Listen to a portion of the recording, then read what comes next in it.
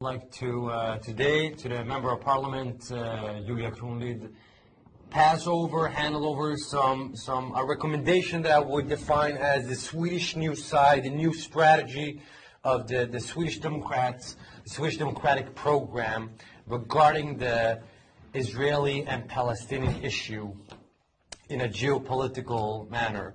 So first of all, it's a very simple, briefly, 7-point program where it's an action program where we firmly believe in this is the most optimal way for you as a Swedish National Christian Party to stand side by side with the only democracy in the Middle East, which is Israel, the state of Israel, with its thriving democracy, with its thriving diversity most of all. So just to summarize up,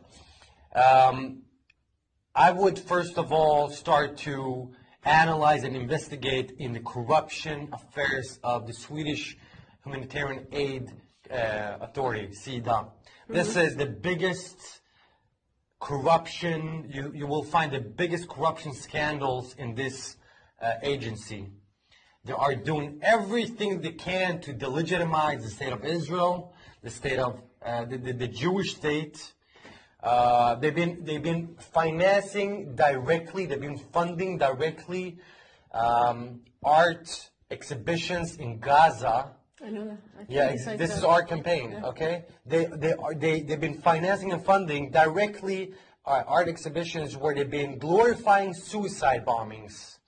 And this is what they want to spread. Swedish tax money, SIDA. So we should put a stop for this. Second one, the Swedish humanitarian aid. According to the previous former development minister, Gunilla Carlsson, she said, she threatened the Palestinian Authority, the so-called Palestinian Authority, by decreasing the annual amount from 720 million Swedish crowns, once again, 720 million Swedish crowns annually to 500 million Swedish crowns. Why should we decrease it? Take it off all the way. This is money that goes to not to the poor so-called Palestinians, Arabs. This is money that goes directly to the thieves and to the political corrupted leaders of the so-called Palestinian establishments. So we need to decrease it from 720 million to zero, nothing. No more Swedish tax money to the corrupted thieves of the Palestinian Authority. We said that. The third point, the Swedish embassy should not be in Tel Aviv.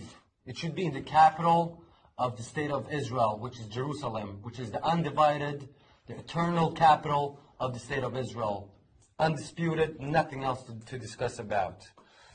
The Palestinian embassy of Sweden should be revoked. There shouldn't be a Palestinian embassy. They updated. You are the only party that said no to the Palestinian embassy.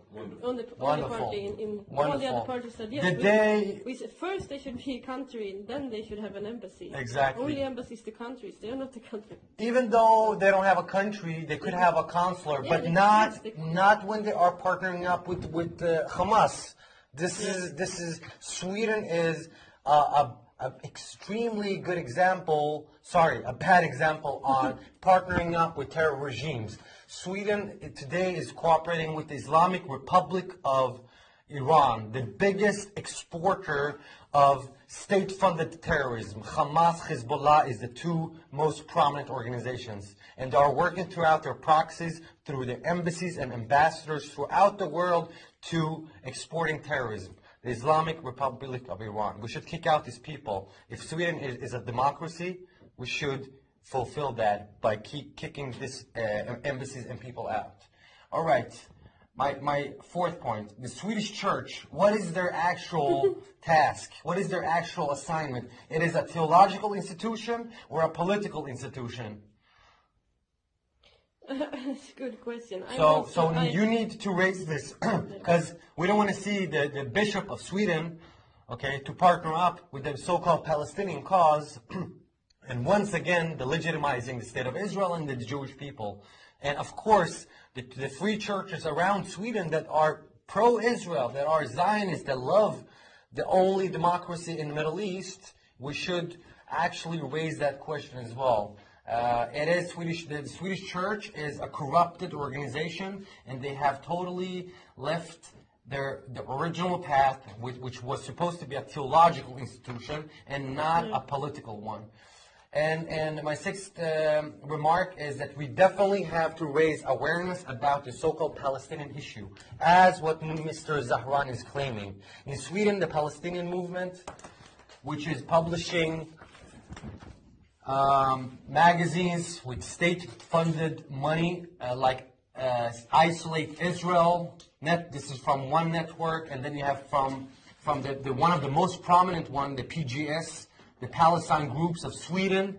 This is all propaganda. This is all hatred not from the Muslims. This is the interesting. For once, it's not hatred from the Muslims. This is hatred by the Swedish left. Yes. All right. So I don't want to delegitimize or condemn the Swedish Muslims. This is the Swedish left, the Swedish Social Democrats, the Swedish Left Party. They don't believe in the state of Israel's existence.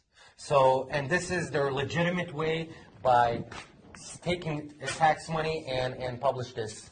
And of course, since we have this propaganda, one of the biggest lies we are sharing in Sweden, unfortunately, is the support of the BDS movement. Why should we boycott factories in Judea and Samaria in the so-called West Bank when if we're gonna close down these factories? Who's gonna be without work? It's gonna be the Arabs, not the Jews, not the Israelis. Yeah. We have to once again to condemn the BDS movement because it is extremely dangerous and destructive if we're going to go on. My last point is to once again to revoke the status that UNRWA shares for the Palestinian refugee status, that they always, from generation to generation, are sharing the same refugee status, no matter if they're born here, and so on.